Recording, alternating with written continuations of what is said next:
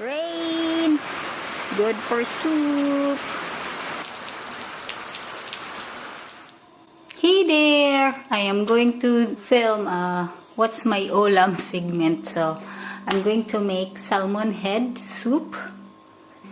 My eggplant, I will cut my eggplant later because if I cut it now, they'll turn brown if you don't put them in the soup right away.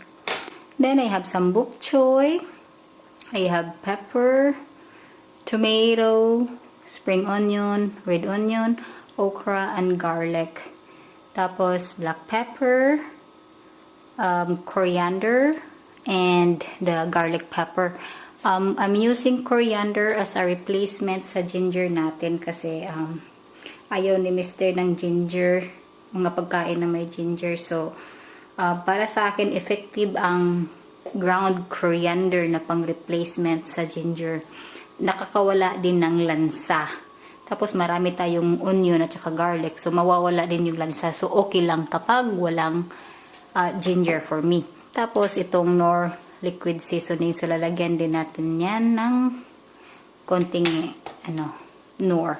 Okay, so, simulan ko na. I forgot to include the vegetable oil on my ingredients. So, lalagyan natin to ng mga 2 tablespoons of vegetable oil, or if you prefer olive oil, it's okay. So, yan. Ito ding salt na kalimutan ko. Oh my goodness, pasensya na. But all the ingredients will be listed on the description box below. So, okay lang yun. Mainit na yung oil. Ilagay ko na ang red onion. Ilagay ko yung tomato. Gusto ko lang lalambot ng konti yung tomato.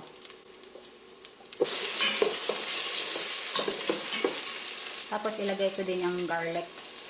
Hindi ko na kinat yung garlic. Whole lang. Ini-smash ko. Tapos, yan na. Maluluto din yan sa sabaw. Tapos, ilagay ko na yung asin.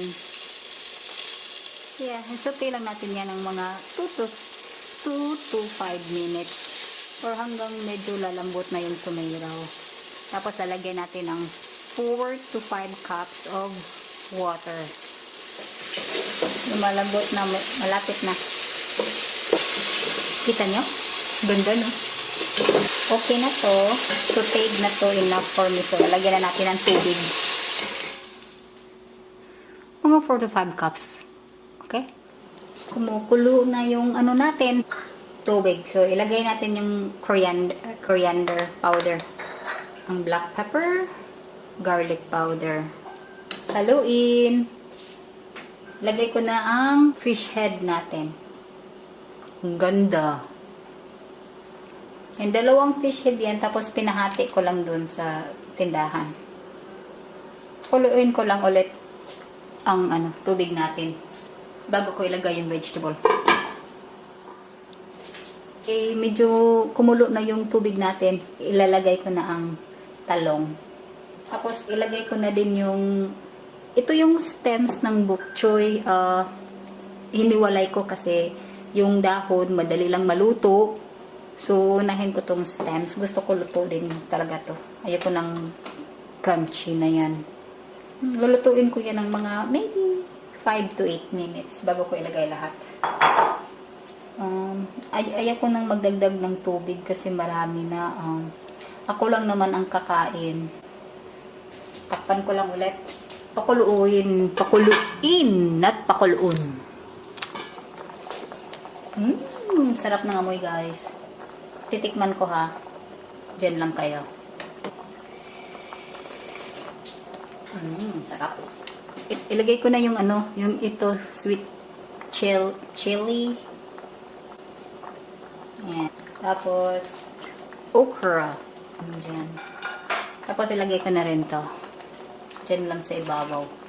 Tapos, lagyan ko na ng Knorr liquid seasoning. Pwede ding soy sauce ang idagdag nyo, or asin, or kung gusto nyo na yung timpla nyo, huwag nyo nang dagdagan. Ako lalagyan ko pa ng konti, okay? Tapos, takpan lang natin ulit. Ang maganda sa soup, kasi pwede kayong magdagdag ng seasoning kahit pagluto na. So, yan. Tatakpan lang natin. Luto na. Okay, patayin ko na. Luto na siya. Ito na yung salmon head soup natin. Tikman natin, ha? Ang sarap. Nilagyan ko ng, yung spring onion natin. I drizzle it on top. So, yan ang sarap.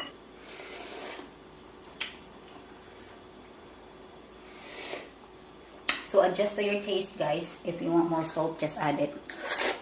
Sarap. Okay, bye-bye. Thank you for watching. Kakain ako. Bye-bye.